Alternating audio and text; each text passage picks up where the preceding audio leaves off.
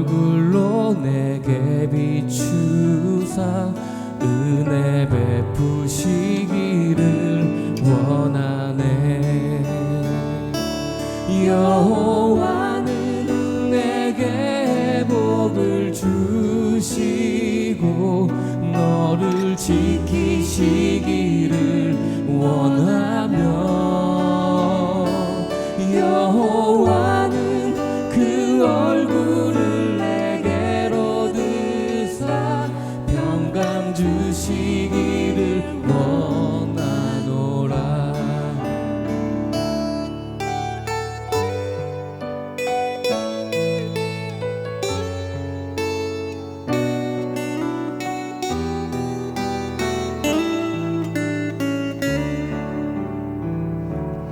여호와는 내게 복을 주시고 너를 지키시기를 원하며 여호와는 그 얼굴로 내게 비추사 은혜 베푸시기를 원하네. 여호와는 내게 복을 주시고 너를 지키시기를 원하며 여호와는 그 얼굴을 내게로 드사 평강 주시기를 원하노라. 여호와는 내게 복을 주시고 너를 지키시기를 원하며 여호와는 그 얼굴을 내게로 드사 평강 주시기를 원하노라. 평강 주시기를 원하노라.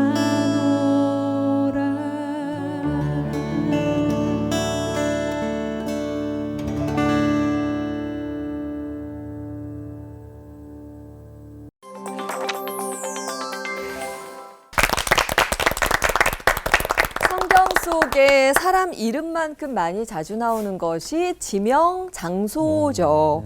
성지순례도 쉽지 않은 마당에 올포원에서 새롭게 시리즈를 시작해 보려고 합니다. 성경 장소 시리즈인데요. 오늘 첫 시간이고요. 오르난의 타작마당이에요. 어디 오로라요? 오로라. 타작? 저희 뭐 추수하나요? 오르간. 네. 그런데 저도 이렇게 오르난의 타작마당 그런 데가 있었나 이렇게 낯선데 타작마당이라고 들어보셨어요? 보아스가 룻을 처음 맞이한 곳이 잠자던 타작마당 아니었나요? 그때 이삭 죽게 내버려둬라 그랬었잖아요. 오, 예리하신데요. 네, 오예리. 저도 복습을 하자면 그 바벨론 포로 시기가 끝나지 않을 것 같았는데 이런 말씀을 주셨잖아요. 곧 바벨론이 추수 때 타작마당처럼 짓밟히리라. 맞아. 좀 딱 들으니까 저는 요한계시록에 이 추수의 때도 생각이 좀 나는데요. 오, 저는 근데 아침마당이면 모를까 이 타작마당이 굉장히 낯설고. 그렇지. 근데 오르난, 목사님 오르난의 타작마당이 왜 특별한 장소인가요? 혹시 어렸을 때요 되게 잘못해가지고 엄마 아빠한테 좀 뭐 혼난다. 또는 선생님한테 옛날에 손바닥 같은 거 저 이제 초등학교 그때는 국민학교라 그랬는데 그때 뭐 잘못하면 매 맞기도 하고 그랬거든요. 근데 되게 잘못했다. 근데 생각보다 조금 맞았다. 그러면 오히려 찜찜합니다. 맞을 때는 아주 흠씬 맞아야 속도 시원하고. 목사님 안 맞았을 것 같아요. 아닙니다. 그래서 이 타작마당 그러면 이게 우리가 잘못해서 맞을 때는 흠씬 맞아야 좋다.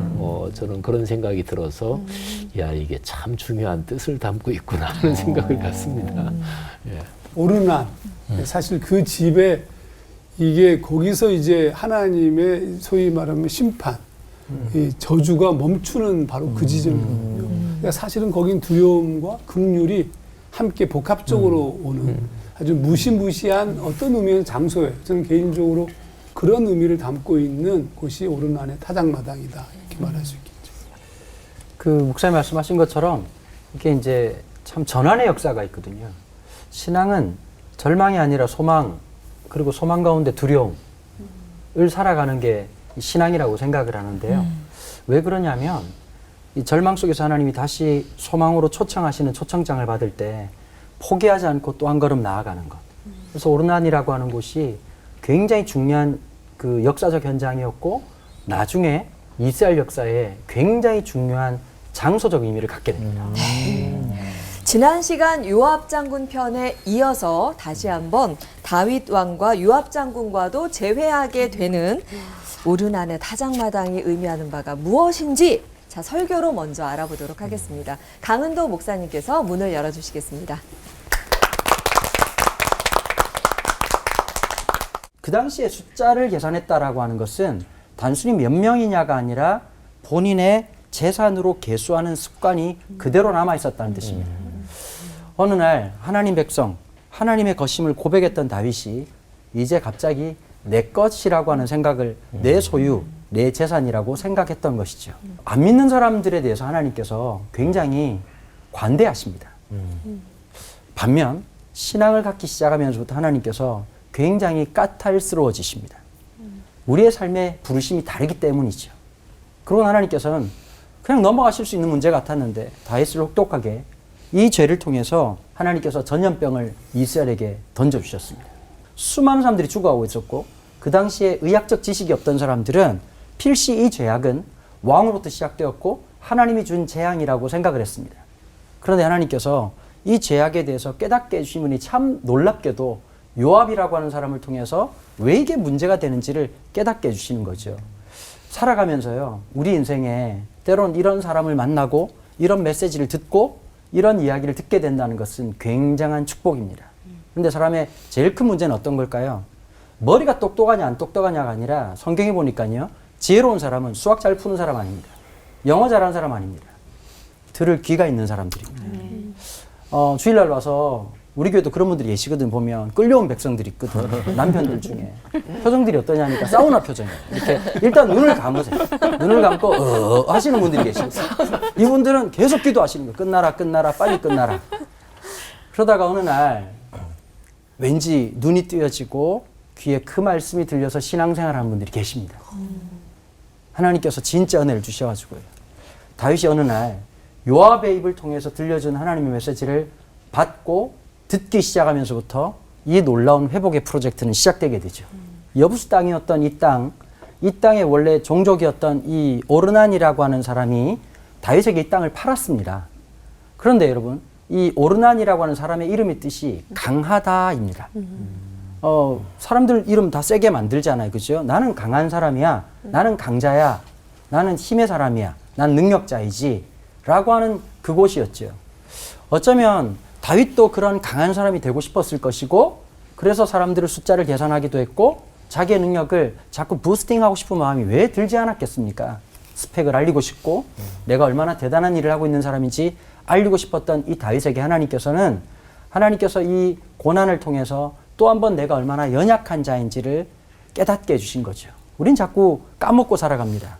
용서받은 죄인이라는 사실을 까먹고 살아갑니다. 그런데 하나님이 또 한 번 직면하게 하시고 오르난의 타작마당에서 예배로 다시 불러주시는 장면을 보면서요, 제가 어떤 마음, 오늘 제가 설교하는 본문은 역대상 21장 18절부터 19절까지의 말씀인데 마치 레위기적인 입장이 들려지게 되는 거예요. 레위기 1장 1절에 보면 바이크라엘 모시에 이렇게 시작하거든요. 그러나 하나님께서 모세를 다시 부르셨다. 근데 그 당시 상황이 어떤 상황이었냐면 이스라엘 백성들이 겁나 말을 듣지 않는 거예요. 여러분, 모세도 진짜 목회 다 포기하고 도망가고 싶은 심정이었거든요. 모세도 무너지고 이스라엘도 무너졌을 때, 그러나 여호와께서 다시 모세를 부르시니라라고 시작되는 이 레위기를 통해서 7가지 제사, 범죄한 이스라엘이 하나님 앞에 나올 수 없었는데 하나님의 위대한 초대장이 시작되었던 것이 바로 레위기였죠. 이 오르난의 타작마당이 하나님이 다시 한 번 더 회복을 향한 손짓으로 나오도록 했고요. 나중에 여러분, 역대에 보면 굉장한 역사를 하나님께서 역대하 4장에 보면 솔로몬이 성전을 짓잖아요. 바로 그 자리가 오르난의 타작마당이 됩니다. 하나님은 회복이라고 하는 것을 통해서 하나님 역사를 다시 빚어가시죠. 그 회복의 밑바닥에 보면 인간의 연약함, 거짓됨, 완악이라고 하는 것이 늘 또아리 틀고 있습니다. 오늘 이 첫 번째 시간을 통해 가지고요, 장소라고 하는 곳이 오늘 우리가 살아가던 그 삶에서 변화가 일어났던 곳, 내 죄를 깨닫는 곳, 그리고 하나님의 위로가 시작되는 놀라운 역사의 또 다른 타작마당이 저와 여러분들에게 좀 일어났으면 하는 생각을 갖게 되는 거죠. 또 타작마당이라고 하는 곳은 이 모세오경에 보면요, 하나님이 독특한 추수법을 얘기하십니다. 어떻게 얘기하시느냐? 다 추수하지 말라는 거예요. 어떻게 내가 뿌리고 어떻게 수고해가지고 얻은 건데 한 알이라도 죽어가지고, 옛날 우리 아버지 할아버지가 한 톨이라도 밥 안 먹으면 혼났는데, 그러지 않고 꼭 모서리 부분들이나 그 다음에 안식년을 지키게 함으로써 그 타작마당은 어떤 곳이냐, 자기의 열매를 먹는 게 아니라 하나님이 주시는 은혜, 그리고 소망 없었던 객 같았고 고아 같았고 과부 같았던 가장 연약한 자들에게 주시는 하나님의 긍휼의 선순환이 일어나는 곳, 타작마당이라고 하는 것은 심판의 자리이기도 하지만 그 백성들에게는 구원이 확정되는 자리라고 하는 곳이 바로 이 오르난의 타작마당이라고 하는 의미를 갖고 있는 것이죠. 그래서 오늘 우리에게 우리의 삶 속에서 내가 또 한번 하나님의 긍휼과 하나님의 회복하심을 경험한다면 이곳이야말로 오르난의 타작마당이 아닐까라는 생각을 하게 됩니다. 오늘 그 놀라운 자리에 저보다 더 대단하신 목사님들의 설교를 통해서 여러분들이 은혜 받게 되기를 바랍니다. 기도하겠습니다.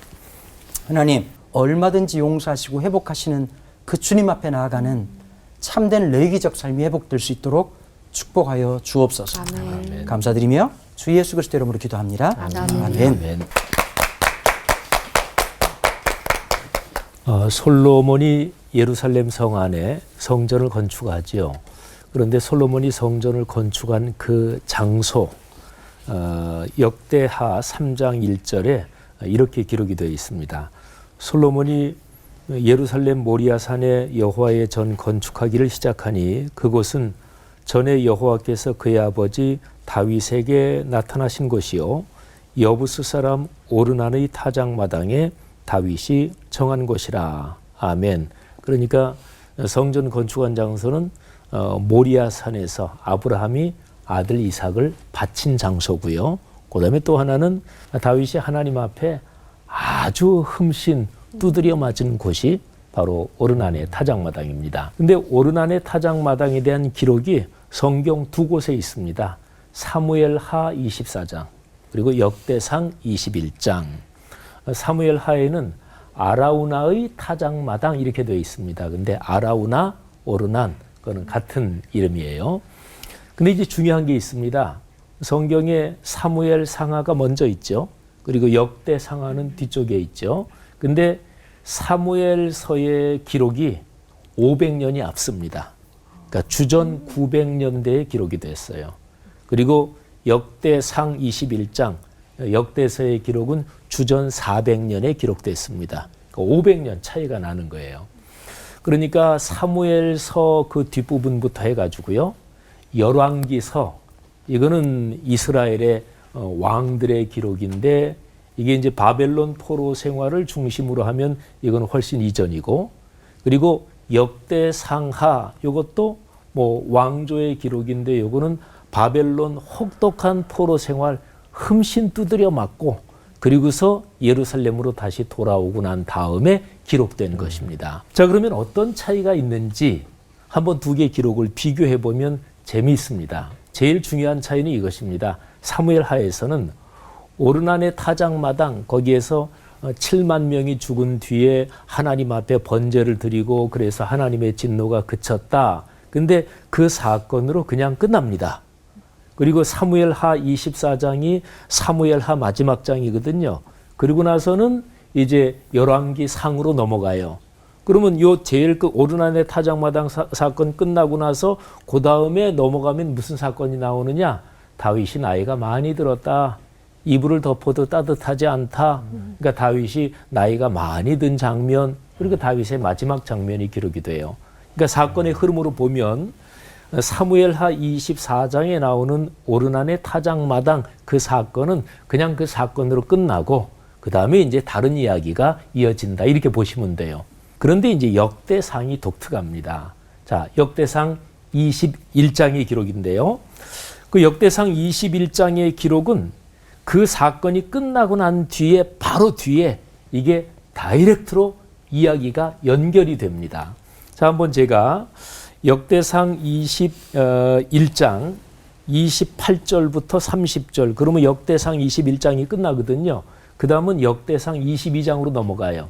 근데 옛날에 성경이 처음에 기록될 때 장과 절이 구분이 없었어요. 그러니까 역대상 21장하고 역대상 22장은 지금은 장이 나눠져 있어서 21장 끝났구나, 22장 시작되는구나 그러지만 그냥 하나 연결된 이야기입니다. 그럼 한번 들어보세요. 자, 21장 마지막 부분. 이때에 다윗이 여호와께서 여부스 사람 오르난의 타작마당에서 응답하심을 보고 거기서 제사를 드렸으니 옛적에 모세가 광야에서 지은 여호와의 성막과 번제단이 그때에 기본 산당이 있었으나 다윗이 여호와의 천사의 칼을 두려워하여 감히 그 앞에 가서 하나님께 묻지 못하더라. 자, 이제 오르난의 타작마당 사건이 끝난 거예요. 재앙도 그치고. 그 다음에 22장 1절 다윗이 이르되 이는 여호와 하나님의 성전이요 이는 이스라엘의 번제단이라 하였더라. 그리고 나서 2절 이하에 보면 다윗이 성전 건축을 본격적으로 준비합니다. 바빌론 포로에서 돌아왔어요. 예루살렘 초토화됐습니다. 성전 뭐 다 무너졌고요. 근데 바벨론에 있을 때는 고국으로 돌아가기만 하면 하나님의 도성 예루살렘으로 돌아가기만 하면 뭐 큰 희망이 보이고 모든 게 잘 될 줄 알았어요. 돌아왔어요. 근데 현실은 참담했습니다. 남은 거는 폐허밖에 없지. 예루살렘 그 유다 지방 바로 위쪽에 사마리아 또 다른 지역 사람들이 예루살렘이 재건되는 것을 절대로 원하지 않지요. 예루살렘이 재건되면 자기들은 쭈그러드니까. 그러니까 뭐 주변 사람들의 방해, 반대, 그 참담한 현실에서 먹고 살기도 힘들었던 거예요. 근데 성전은 다시 지어야 되는데. 그러니까 다시 돌아와서 그때의 지도자들이 묵상을 한 거예요. 500년 전에 사무엘하 그 하나님의 말씀을 묵상한 거예요. 그게 무슨 뜻일까? 아, 그렇구나. 오르난의 타작마당은 다윗이 교만하다가 하나님의 심판을 받아서 흠칫 두드려 맞고 타작마당이 두드려 맞는 곳이잖아요. 아주 심하게 두드려 맞고 회개한 곳이다. 그리고 회개하고 나서 거기에 성전을 세웠다. 우리가 하나님의 명령을 거역하다가 바벨론 포로에 끌려가서 지독하게 두드려 맞고 이제 다시 돌아왔는데 우리가 회개하고 다시 살아야 되는데 회개의 마음으로 성전 재건해야 된다. 그래야 산다. 말하자면 이런 메시지가 들어가 있는 거지요. 그러니까 이 역대상 21장에 있는 말씀은 500년 전에 기록된 하나님의 말씀에 대한 묵상과 적용인 거지요. 저는 오늘날 이 말씀이 한국교회에 필요하다고 봐요. 그게 뭐냐면 교회가 교회답게 성경적인 교회의 모습으로 교회 공동체의 모습이 다시 서야 되는 거죠. 큰 건물 말고 재정 엄청나게 많은 거 말고 사람 많이 모이는 거 말고 사회적으로 이렇게 저렇게 드러내는 거 말고 하나님 보시기에 아름다운 초대교회와 같은 하나님의 거룩한 말씀인 66권 성경에 근거한 교회 공동체를 다시 세워야 된다. 이런 메시지가 이 오르난의 타작마당에 오늘날 한국교회 주시는 메시지가 들어있다고 생각합니다. 그렇게 걸었으면 좋겠습니다. 기도하겠습니다. 주님, 회개합니다. 그리스도의 몸인 교회 다시 성경적으로 세워가도록 우리를 사용해 주옵소서. 예수님 이름으로 기도 올립니다. 아멘. 오르난의 타작마당을 말하기 위해서는 우리가 목사님들도 언급했지만 지난 후에 살폈던 다윗의 인구조사가 매우 중요합니다. 인구조사는 우리가 이미 살핀 것처럼 하나님을 신뢰하지 않는 행위였죠. 이거를 이제 요압의 보고를 들으면서 깨달아요, 다윗이. 그래서 내가 일군 군대가 아니라 하나님이 하신 것을 알아요. 그래서 하나님께 용서를 구합니다. 이게 역대상 21장에 나오는 얘기들인데, 근데 하나님께서는 다윗에게 그 잘못에 대해서 대가를 지불하게 하셨어요.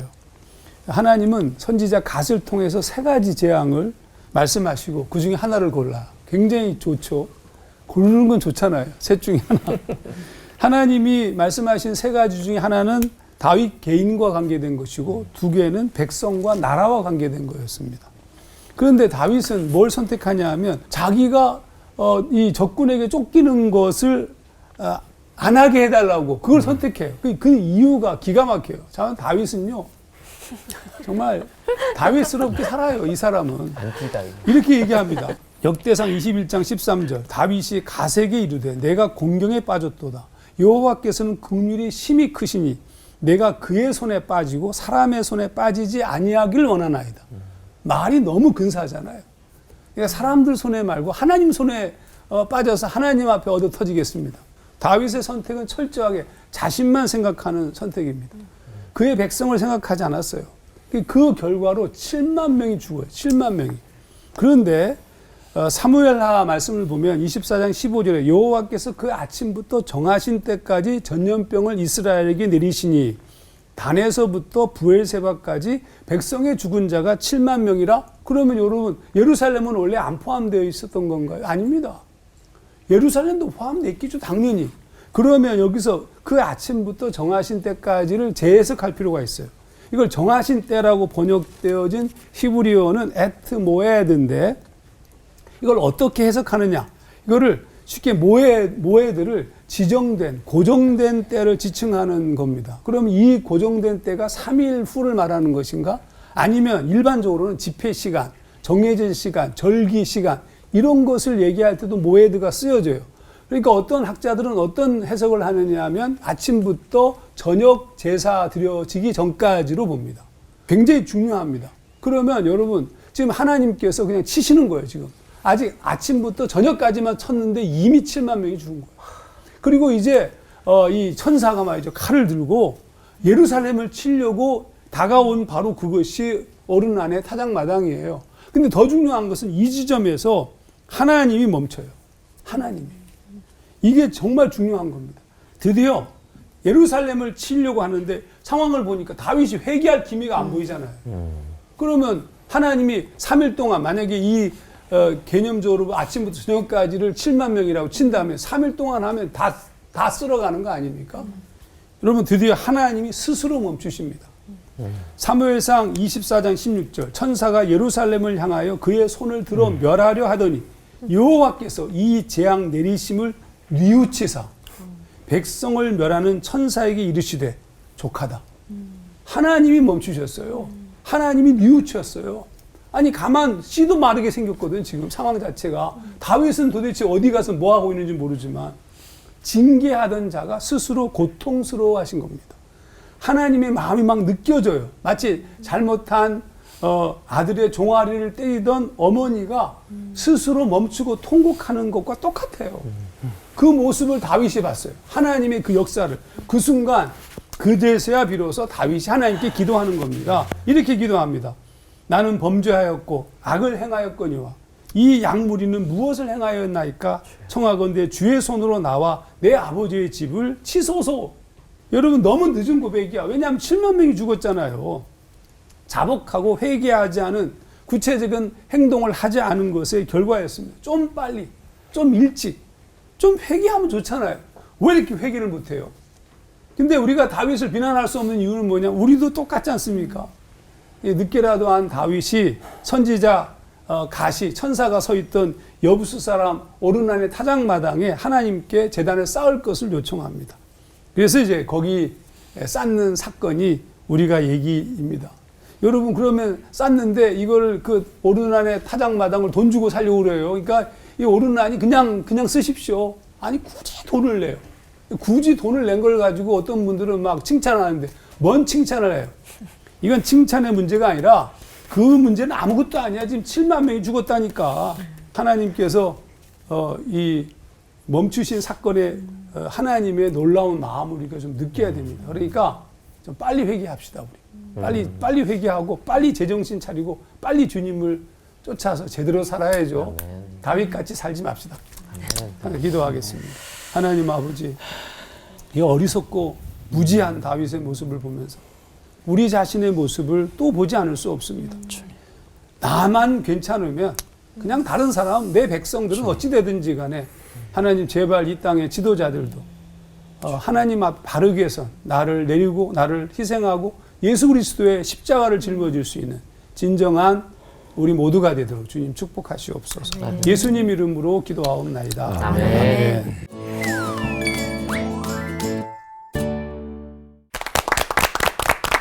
성경에 두 곳에 이 장소가 언급이 되는데요. 사무엘하 24장에서는 아라우나의 타작마당으로, 그리고 역대상 21장에서는 오르난의 타작마당으로 표기를 하고 있는데, 하나님의 용서의 은총이 내린 곳이자 또 회개하는 마음과 자비가 만난 곳이다. 참 당장 달려가고 싶은 그런 곳이네요. 사실 이곳에서 여러 일들이 있었다고 하던데요. 재앙이 멈추고 성전이 세워지고 이게 어떤 의미일까 좀 궁금하기도 하고요. 또 하나는 하나님께서 어떤 특별한 장소, 특정한 장소에 어떤 남다른 의미를 두는 게 성경에서 또 많이 있는 이야기인지 그런 것이 또 있는지 좀 궁금해요, 목사님. 뭐 장소와 연관된 거 성경에 많이 있죠. 네. 예를 들어서 야곱이 자기 형 에서의 칼을 피해서 에서의 위험을 피해서 도망갈 때 들판에서 잠을 자잖아요. 근데 거기가 루스였는데 근데 야곱이 거기에서 하나님을 만나죠. 그러면서 야, 여기가 하늘의 문이구나. 여기가 하나님의 집이구나. 그래서 그 장소 이름을 베델이라고 그러죠. 그러니까 하나님의 집, 그런 뜻인데, 이 사람이란 존재는 자기 삶에 어떤 의미가 있고 가치가 있는 체험을 하면 그 장소에 특별한 뜻을 부여합니다. 저 같은 경우는 군 생활을 창원에서 했거든요. 근데 저는 군대를 학병자로 끌려갔어요. 그런데 저는 지금까지도 뭐 한참 옛날 얘기지만 그때 군 생활 생각을 하면 내가 군 생활 중에 하나님께 참 큰 은혜를 받았다. 지금까지도 저는 깊이 그렇게 생각하고 있거든요. 그러니까 저한테 창원이란 곳, 군 생활하는 그곳은 제 인생 여정에서 굉장히 특별한 하나님이 은혜를 주신 그런 장소지요. 그러니까 장소와 연관해서 사람은 신체를 지닌 존재니까, 그러니까 하나님의 은혜를 어떤 장소하고 연관해서 기억하고 또 되새기고 그런다고 보는 거죠. 이 장소라고 하는 게 굉장히 의미를 갖고 있는 경우가 있는데, 목사님 말씀하신 것처럼 그런 경우도 있었지만 성경에 굉장히 똑같은 장소인데 반복해서 나오는 곳이 있어요. 우물가라고 하는 곳이거든요. 근데 이 우물가 스토리가 창세기부터 시작해가지고 요한복음까지 계속 나와요. 근데 공통된 특징이 하나 있어요.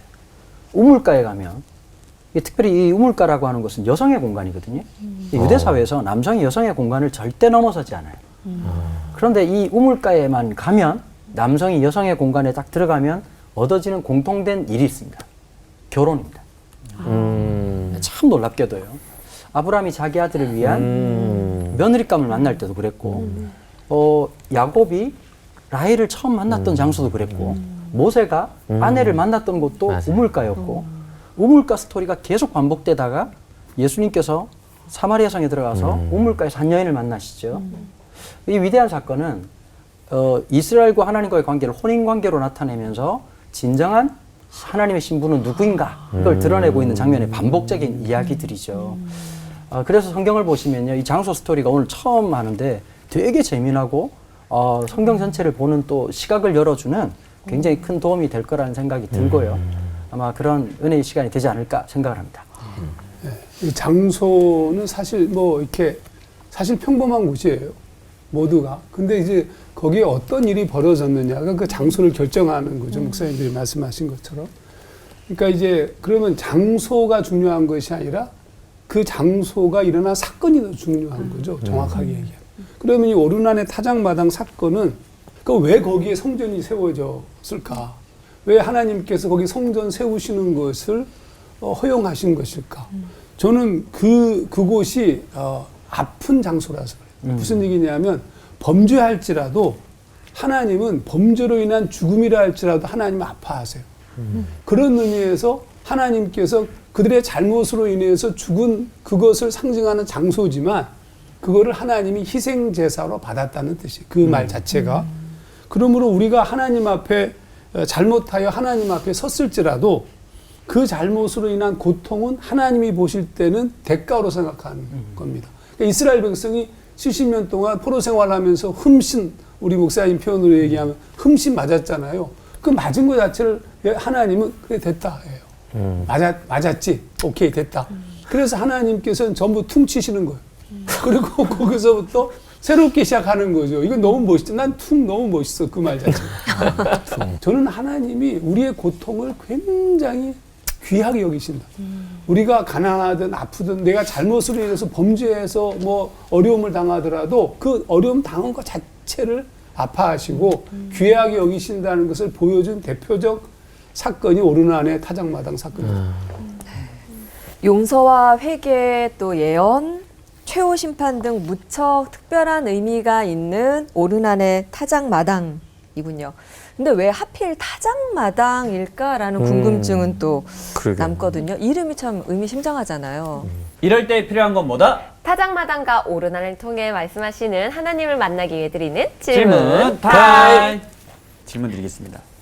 이 무엇보다 다윗은 어째서 많은 장소 중에서도 이 오르난의 타작마당에다 제단을 쌓을 생각을 했는지 사무엘 하에선 50세겔, 그다음에 역대상에선 금 600세겔이라는 이 상당한 금액을 오르난은 과연 이게 부자여서 거저 주겠다고 한 건지, 그리고 또 거저받지 않은 다윗도 너무나 궁금합니다. 강은도 목사님.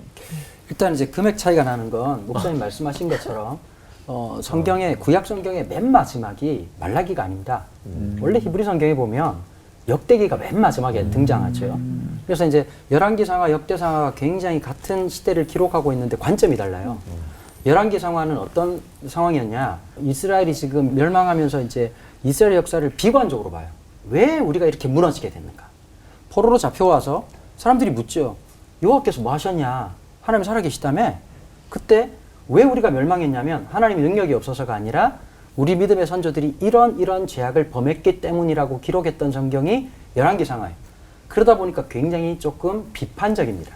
그런데 목사님 아까 말씀하신 것처럼 이제 포로기가 끝나고 돌아와서 이스라엘 예루살렘 재건 상황에서는 하나님 나라 새마을 운동이 시작되니까 제일 중요한 포커스가 뭐냐면 성전 건축의 문제였거든요. 그래서 보면 열왕기상하가 솔로몬에서 좀 비관적으로 기록을 했다면 역대기에서는 솔로몬에 대해서 굉장히 긍정적인 면들을 많이 기록을 하고 있습니다. 그래서 이제 말씀드린 것처럼 50세겔하고 600세겔은 시대가 600년, 500년에서 600년 차이가 나니까 당연히 여러분 옛날에 다 그런 얘기 하시잖아요. 야, 100원이면 우리 빵이랑 우리랑 20원 남았어? 이런 얘기하면 우리 딸이 저 무슨 시조새 같은 소리를 하나? 이렇게 생각하잖아요. 당연히 이제 금액 차이가 나는 거고요.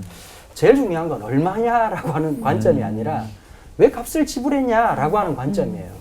성경에서 굳이 안 해도 되는 설명을 가끔씩 할 때가 있습니다. 특별히 아브라함이 아내 사레가 죽고 난 다음에 그 매장지를 찾다가 중요하겠다고 그냥 주겠다고 하는 말에 값을 지불합니다. 마물의 수리나무 앞에 있는 그 땅을 값을 지불했다라고 하는 게 구속사적 의미를 굉장히 안고 있는 것이죠. 여기에서는 값을 지불하는 것. 그리고 이 제단에 이 죄악을 마무리할 때 다른 것이 아니라 희생제사가 드려지고 난 다음에 하나님의 용서가 시작되는 것. 그리스도의 십자가, 갈보리의 십자가, 하나님의 용서가 있는 곳. 우리에게 그저 주어진 은혜 같지만 값으로 지불하고 주어진 하나님의 놀라운 은혜를 보여주고 있고 시각적으로, 행위적으로 드러내고 있는 사건이 오르난의 타작마당 이 사건이고 값을 지불하는 사건이라고 보시면 되겠습니다. 그런데요, 조금 아이러니한 게 하정환 목사님, 이 타작마당 이곳에 성전을 세우잖아요. 근데 이 성전을 세우고자 마음먹은 사람도 다윗이고 초석을 놓은 사람도 다윗인데 다윗은 성전을 짓지 못하잖아요.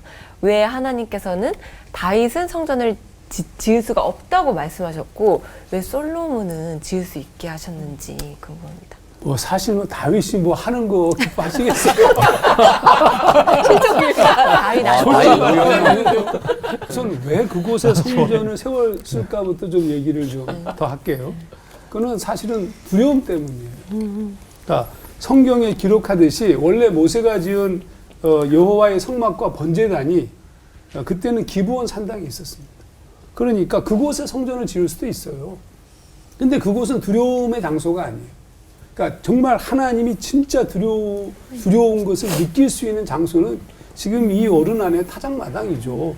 그러니까 하나님의 임재를, 두려움을, 그러나 동시에 또 뭐가 있느냐? 하나님의 긍휼을 느껴요. 거기서 두려움이 종식되는 하나님의 긍휼이 시작되잖아요. 그러니까 이 두 가지 사건 자체가 거기에 이 소위 말하는 묻혀져 있는 엄청난 곳이죠. 하나님의 거룩하심과 하나님의 두려움과 동시에 긍휼함을 기억할 수밖에 없는 장소가 바로 그곳이었던 겁니다. 그래서 하나님께서 그곳을 허락하셨기도 하겠지만 다윗이 그곳에다 짓고 싶은 거예요. 왜냐하면 기억나잖아요. 뭐가 기억나요? 내 죄가 기억나잖아요. 동시에 하나님이 기억나잖아요. 이게 굉장히 중요한 개념이에요. 예배할 때 우리가 가장 큰 문제가 내 죄를 기억하지 못하고 하나님을 기억하지 못하고 막 예배하잖아요. 지멋대로. 그게 아니죠. 그 두 가지가 기억될 수 있다면 그건 최고의 예배 장소입니다. 그래서 그곳이 그렇게 선택받은 거라고 생각하고요. 다윗이 성전을 짓기 위한 준비를 진짜 열심히 했어요. 모든 것을 다 준비했는데 하나님이 짓는 것을 막으셨어요. 당연하죠. 어떻게 그렇게 피를 흘렸는데 그로 하여금 성경에는 역대상 22장 8절 말씀에 여호와의 말씀이 내게 임하여 이르시되 너는 피를 심히 많이 흘렸고 크게 전쟁하였느니라. 우리는 이것만 생각해요. 아, 크게 전쟁해서 피를 흘렸으니까. 아니, 이건 아니에요. 이것만이 아니에요. 그 다음 구절이 이렇게 이어져요. 내가 내 앞에서 땅에 피를 많이 흘렸은즉 내 이름을 위하여 성전을 건축하지 못하리라. 이 부분은 정확하게 바로 지금 7만 명이 죽은 사건이라고 저는 생각합니다. 구분해서 얘기할 필요가 있어요. 전쟁에 피를 흘린 것만 가지고 아니고 지금 여기 7만 명의 피가 흥건하게 고여있고 지금 여러분 한번 생각해 보세요. 그때 얘기할 때 거기에 피가 몇 날이 갔을까요? 그 죽음에. 그 하나님께서는 그걸 기억하고 계셨고 하나님께서 그 모습 가운데서 다윗이 성전 짓는 것을 허락하지 않으신 거예요. 근데 이게 옳은 겁니다. 만약에 다윗이 성전을 짓게 해보세요. 사람들이 뭐라고 하겠어요? 하나님은 다윗 편이야. 아니 어떻게? 수없이 많은 사람이 다윗을 원망하지 않았겠습니까? 7만 명의 가족들이 지 살려고 말이지. 여러분 그런데 다윗의 아름다움은 여기 있어요. 내가 지을 수 없다는 것을 알면서도 전심을 다해 회개한 거예요. 회개. 정말로 끝까지 모든 준비 완전히 그냥 솔로몬은 숟가락만 얹어 놓으면 됐어요. 그 다윗의 마음이 또 느껴지죠. 하나님은 그런 다윗을 받으셨을 것이고. 혹시 몰라 다윗도 계속 이렇게 세운 건 아니고요. 혹시 몰라 다윗. 하나님은 혹시 몰라는 안 하십니다. 왜냐하면 하나님은 다 아시기 때문에. 혹시 몰라? 있을 수 없죠. 하나님이 혹시 모르는 게 어디 있어요. 저는 혹시 몰라서 질문 하나 드릴게요. 그렇다면 바벨론 포로기 이후 성전을 재건함에 있어 오르난의 타작마당 사건은 백성들에게 어떤 인식을 줬을까요? 한국교회가 교훈으로 삼을 부분은 없을지 궁금합니다. 지영 목사님.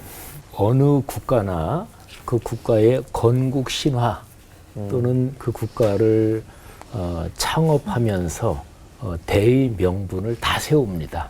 그래서 어느 민족의 제일 처음에 시조에 대한 신화도 마찬가지고 또 어떤 사람이 일어나서 왕들을 다 치워버리고 새로운 왕조를 한다.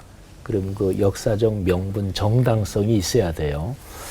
근데 그런 것처럼 그 다윗은 사울 왕조를 꺾고 다윗이 들어선 거잖아요. 지파도 달라요. 그런데 구약부터 신약까지 내려오는 흐름을 보면 다윗의 하나님이 메시아 약속을 그 다윗 그 흐름에 걸어 놓으셔요. 그러니까 이거를 그냥 정치적으로 보면 다윗이라는 사람이 새롭게 왕조를 창건하면서 그 다윗의 씨가 남왕국 유다에는 나중에 분리되고 나서 끝까지 다 흘러요. 북왕국은 다 이제 이게 바뀌지만 근데 그러면서 말하자면 우리 다윗 이 피로 이어지는 이 가문 왕조 거기에 대한 정당성을 만드는데 성공한 거예요. 메시아가 여기 걸려 있다. 그래서 구약 성경에서 이스라엘 전통에서 왕하고 제사장은 엄격하게 구분이 됩니다. 사울은 왕이지만 제사장이 아니에요. 제사장 역할을 자기가 하려고 그랬다가 크게 아주 혼났지요. 그런데 구약 성경에서 다윗은 왕이면서 동시에 제사장 모델로 나옵니다. 그러니까 다윗 왕조는 무지무지하게 정치력이 뛰어나고 맞으면 정치 기술이 좋았던 거죠. 근데 이게 단순히 정치 기술이냐? 근데 이게 성경 구약부터 신약까지 꿰뚫고 흐르는 메시지예요.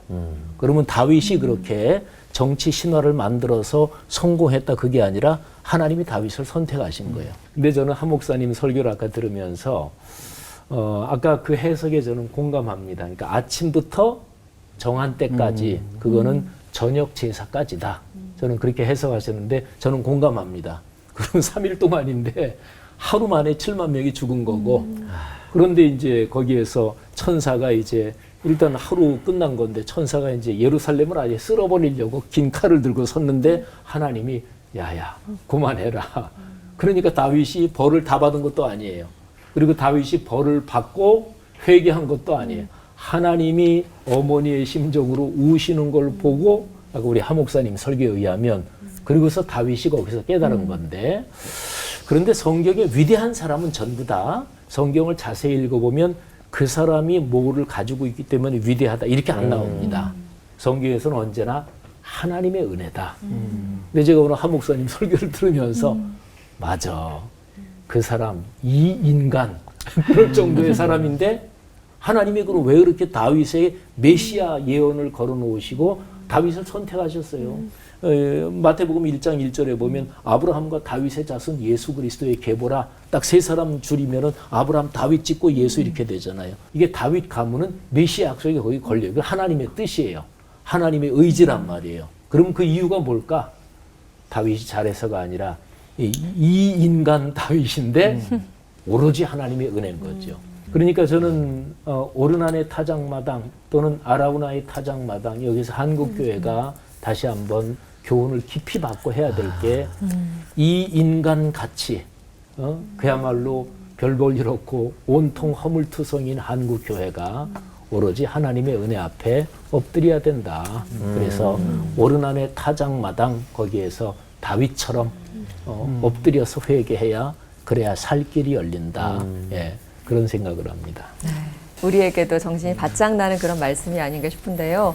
뭐가 좀 잘 되고 그렇게 되면 내가 좀 뭐 좀 했지 이러면서 이렇게 어깨에 뽕 들어가는 경우가 가끔 있잖아요. 허영심에 들떠 있을 때가 있는데 내가 다 한 것 같은 그런 착각 그게 참 위험하구나라는 걸 오늘 이 시간을 통해서 다시 한번 깨닫게 되는 것 같습니다. 네, 말씀 들으면서 이 오르난의 타작 마당이 우리를 하나님 앞에 좀 드러내 세우는 그런 어떤 심판 장소 같다는 생각을 좀 했는데요. 목사님들께도 그런 오르난의 타작마당 그런 경험이 있으셨는지 궁금하고요. 또 우리를 알곡과 쭉정이로 이렇게 구별해내는, 가려내내는 방법이 있을지 그것 또한 궁금합니다. 매번 지날 때마다 자기 우상화라는 게 있잖아요. 10계명에 우상을 만들지 마라. 또 우리는 늘 우상 만들거든요. 기독교인들은 그냥 하나님의 축복으로 절대 만족 안 해요. 돈 좀 줬다고 만족 안 하고 그걸 신격화하고 신화화하고 신학화해요. 이게 하나님 뜻이다. 근데 하나님 안 쏟고이시거든요. 그걸 정확하게 드러내시고 나타내실 때가 있다고 생각해요. 하나님의 축복이라는 말로 문둥그릴 수 없는 거룩한 부담감, 불편함이 우리 속에 늘 있어야 되는 거예요. 잘 됐다고 해서 거기가 다 옳은 것이냐. 성경에 보면 하나님이 그냥 복 주실 때가 있거든요. 야곱 같은 경우에 베델의 하나님을 경험했어요. 근데 기도할 때 보면 되게 야비하게 기도하거든요. 뭐라고 기도하냐면 살려주시면 안전하게 돌아오게 하시면 굉장히 적궁부지고. 근데 20년을 거의 불신자처럼 살아요. 14년을 외삼촌 라반 쏟고 속이면서 서로 살다가 6년 동안 이렇게 계약을 맺잖아요. 흰 양이 나오면 삼촌 가지시고 얼룩진 게 있으면 제가 갖겠습니다. 그러고 상수리 나무 아래로 갔다는 거예요.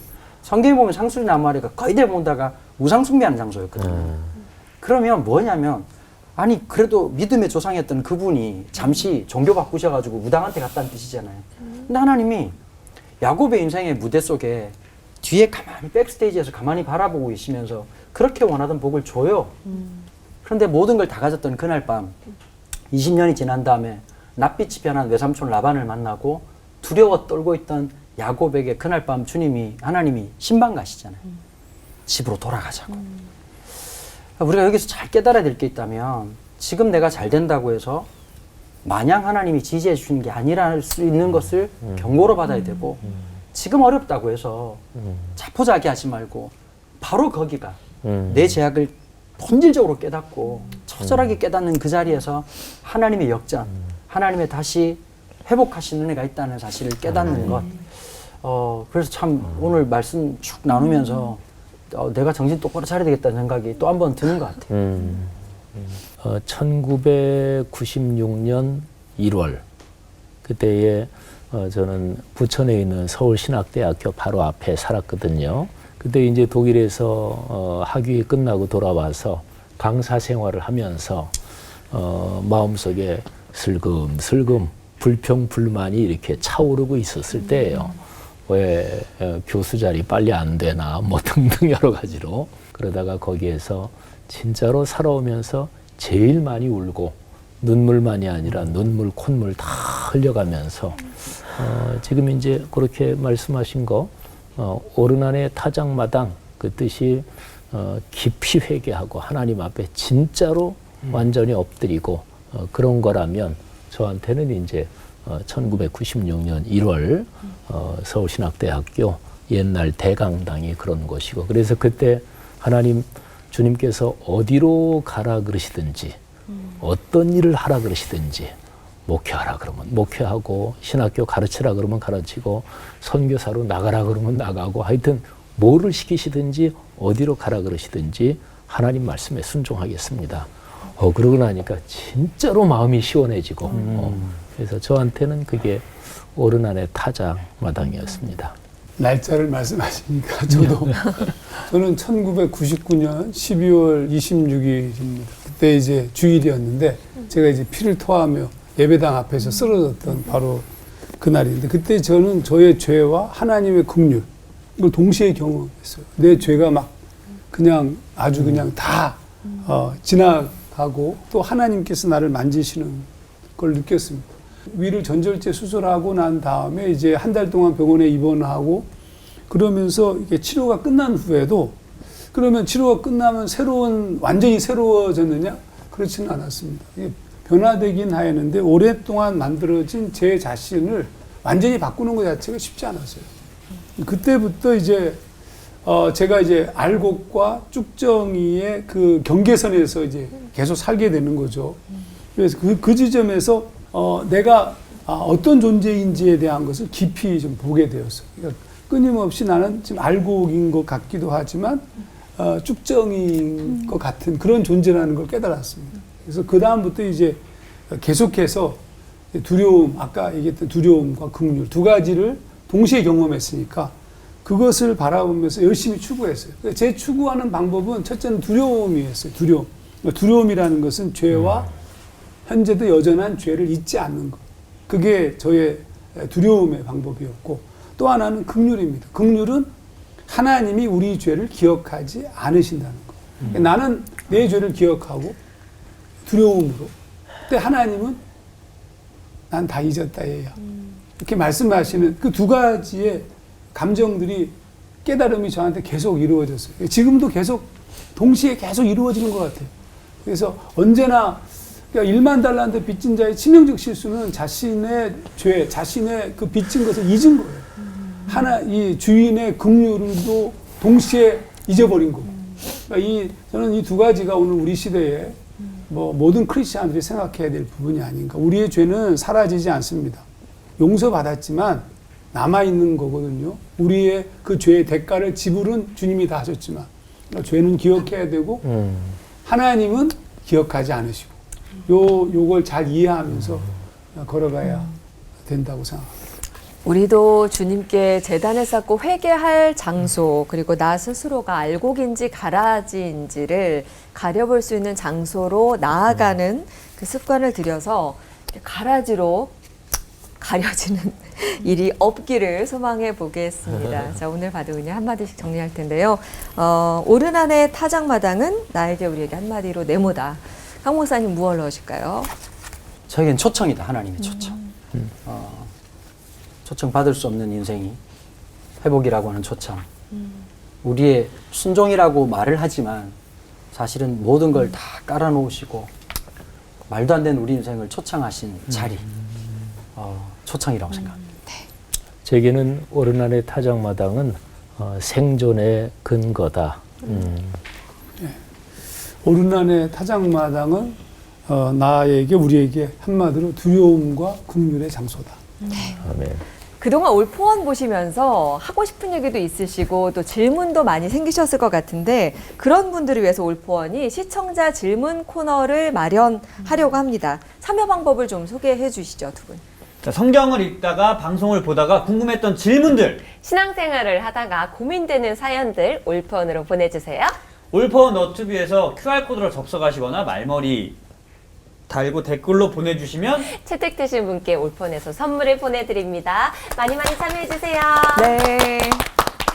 자, 이제 오늘 끝인사 나눠야 될 텐데요. 오르난의 타작마당이 주는 교훈을 새기면서 외치고 마치도록 하죠. 심판이 아닌 은혜의 장소로 나아가 하나 되는 시간 올포원.